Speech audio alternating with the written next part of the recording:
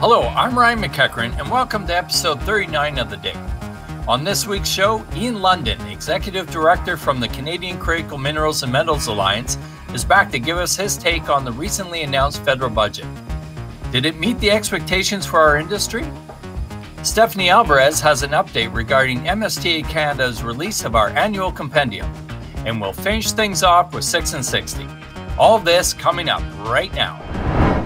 Just a quick note to follow us on Twitter at Mining Suppliers and LinkedIn, and subscribe to our YouTube channel to get the latest and past episodes of The Dig. Here's Stephanie Alvarez to tell us about the recent release of a very special edition of our industry-recognized Compendium of Canadian Mining Suppliers. Hi, Ryan. This year, we're celebrating 2 milestones for our association. Firstly, the association marks its 40th anniversary serving the mining supply and service sector. Secondly, we celebrate the 25th edition of the Compendium of Canadian Mining Suppliers, an industry-recognized publication showcasing great Canadian companies providing world-class products and services to the mining industry around the world. In this special issue, we take a walk down memory lane, starting with a great story of how we got off the ground and we became and grew into a national organization that is now known as the Mining Suppliers Trade Association Canada, or MSTA Canada. We also hear stories from our dedicated members who were there at the beginning and who continue to support and benefit the association. And in addition, we would like to thank the Honorable Mary Ann, Minister of Small Business, Export, Promotion, and International Trade, for her letter recognizing this important occasion. If you would like the link to our 25th edition of the Compendium, and if you have any questions that I can help you with, you can email me directly at alvarez@mstacanada.ca. Thanks, Steph. The federal budget was recently released and it had a lot in it, 724 pages to be exact, and critical minerals were recognized as a key component in moving towards a net zero economy. But did the budget go far enough to support our industry to succeed moving forward? Our next guest, Ian London, Executive Director from the Canadian Critical Minerals and Metals Alliance, gives us his analysis on this question and more. Hi, Ian. Welcome back to The Dig.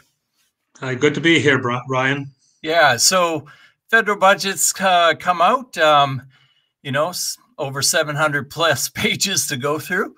I guess if I wanted to start off on a positive note, it's nice to see a budget with the word mining back in it. But there was, again, a lot in it, but was it really what we were expecting?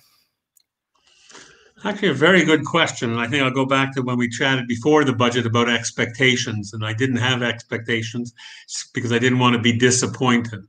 All in all, good to see mining in there. There are a number of modest tax credits, and I'll use modest generally. I see some additional research dollars going into it. I see a setting up of a critical materials office. But critical materials has never been a mining story. It hasn't been, and it still isn't. It's an industrial strategy opportunity. And in that vein, I thought the budget was light. If you recall our conversation a couple of weeks ago, I talked about being bold, aspirational, intentional, basically following the lines of the Industry Strategy Council's recommendations. We talk about electric vehicles. 6,000 chargers are not going to do it. We talked about clean tech. We talked about critical material supply chains. It was very modest and nothing really specific. One could argue, and rightly so, there is a Strategic Initiatives Fund or a Strategic Innovation Fund. Significant dollars are being put into that. But it's also going to be a very crowded field. Forestry, medical, you name it, going after the fund. And in some respects, it'll tend to be controlled by or easier access by larger proactive organizations. The critical materials supply chain, EVs and all that feeds into it, is still a much more complex kind of stream. And how does industry pull that together? So we're actually starting on some of those, saying, can it be put together? but I would say it was a tepid response to what the opportunities present. Yeah, because when, like you say, we go back to our conversation we had prior to the budget, there was this really a real opportunity for them to see and draw that clear line of sight between the whole supply chain or the whole value chain piece and make that connectivity. What I saw was a budget that was covering a lot of things for a lot of people, and you run the risk of dilution, I think, of it as a result. So some of my questions when I read the budget too was more on what they gave us, but how is it going to actually be delivered as well? Well, no, I agree with you there. Industries, first of all, industry is going to have to drive the thing, which I have never had a problem with something being industry-led and government-supported. I am concerned a bit on the Canada-US in terms of the Biden administration, tremendous push towards electric vehicles, clean technologies.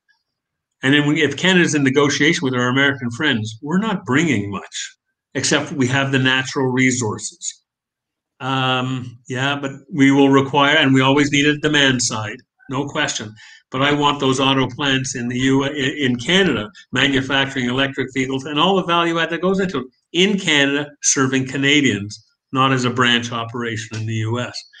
How do we go about doing it? I think industry has to find some innovative solutions, like here's a significant link in the supply chain. Here's the battery manufacturers association and some of its suppliers. Here's the lithium cobalt suppliers. We've got to get together, put together a big enough proposal and a collaborative proposal, and then push like hell in terms of the competitive forces on the big funds. But in terms of like in many of the again, just coming back, mining, yes, but I see NR Canada is associated with it. That's great. They're the resource. They know the technical side. The big push came, which was hoped for, was ISED. Mm-hmm. The innovation, science, and economic development, because that's what it's not about critical materials. It's about clean tech, EVs, the powers that supply it, and the materials that supply it, and how do we fill that supply chain and engage some of the midstream processors who exist around the world to locate in Canada. Right. That doesn't naturally fall within NRCan mandate. It is much more towards the trade, innovation, economic development portfolio. Yeah, and then speaking to a broader industrial strategy for Canada to really take full advantage of this opportunity that's there, because to your point, the other countries around the world are really, I think, putting a hard push on capturing this opportunity with their own industrial policy. And so, are we really set up and to move fast enough, I think, too, to really set up and drive this agenda without, to your point, losing it where we're just a supplier of raw material to our friends south of the border. Right. No, and you're right. It's speed to market. It's a demonstration that we're committed to it. I hate walking into meetings and saying, well, Canada's really behind it. The provinces are behind it. The federal government's behind it. Is it water deals you need or land deals? Will you bring the technology, getting the colleges and universities? I don't. If somebody has to read 700 pages to find it, we have a problem. Right. I've read through it, but I could sort through it and all that. It's like I said, tepid. We'll continue pushing forward, which I think is the correct thing to do. And I think the opportunities will come where our customers come forth, the demand side, and almost encourage, force, saying you get off your duff and let's get to it without us giving. But it's a harder slog. It's going to be a harder slog.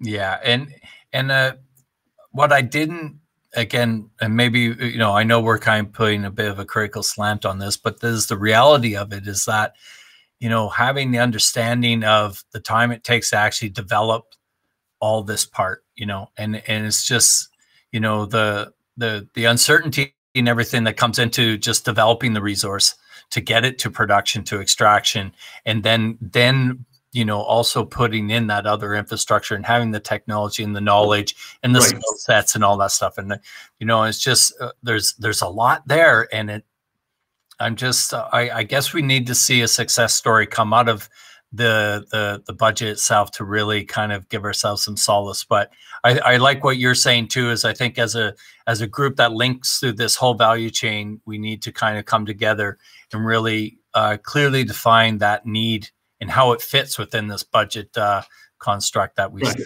Correct. And that's how I see it now, because I don't see it coming by necessarily government leadership. I don't think I don't know how welcoming it will be for some of these proposals, but I see that's the one way of getting into the thing and getting the attention. Is now that's a challenge because it's an emerging sector, lots of junior type companies involved. When you put some of these consortia kind of things together, there are folks you kind of rely on because there's some natural fits. I wish there was a flagpole and a clear mission so that people understood it. And then a retail investor understood it. And the ESG fund said, "Oh, this is happening. This is moving forward. There is a strong commitment to build, clean tech in this country." Some of the tax incentives help. I'm not discounting that, but it takes a technical impetus. It takes a collaborative innovation. Needs larger research dollars into it because we'll still have to become cost competitive. And like I said. Yeah, we're critical, but critical materials, I guess. That doesn't mean negative. There's not a criticism. We just have to find different ways of pursuing this because there's no clear path that we see right now. Right. And maybe some of those, what we'll call some of those anchor companies that we would like to see that will help flourish and draw that demand and that need that we want from the it's not going to be all small medium-sized enterprises that are going to do this. So no. It's when you bring in and when we see these larger I'll call them anchor companies come into our market in our backyard that we'll start seeing some real potential momentum here. Yeah. So well, there is actually some initiatives on the go right now. There's the zero emission vehicles. Looking at setting up a new alliance where the battery materials alliance, the C2M, and over the last short while, the clean tech, we're actually all starting to get together. Right. The challenge will be having a solid proposal coming out of, because now it's going to come down to a corporate level. But you see a number of those folks, the Canadian auto parts manufacturers, the Critical Material Battery Alliance, the battery assemblers. It's still but I think we still need a specific, what's the project that's going to be funded? We know the need, we know the opportunity, we recognize the challenges, but we'll have to cobble together a solid enough proposal that would attract and engage in the current funding programs that are there. Right. Well, I think that's kind of where it's kind of a wait and see. Again, there are positives in this budget, and it's just a matter of how we can leverage those to achieve the visions that we feel that are there for us to reap the rewards of, if you will.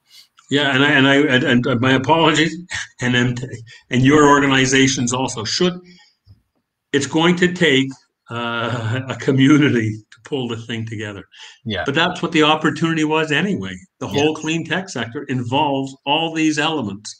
We'll just have to cobble together a specific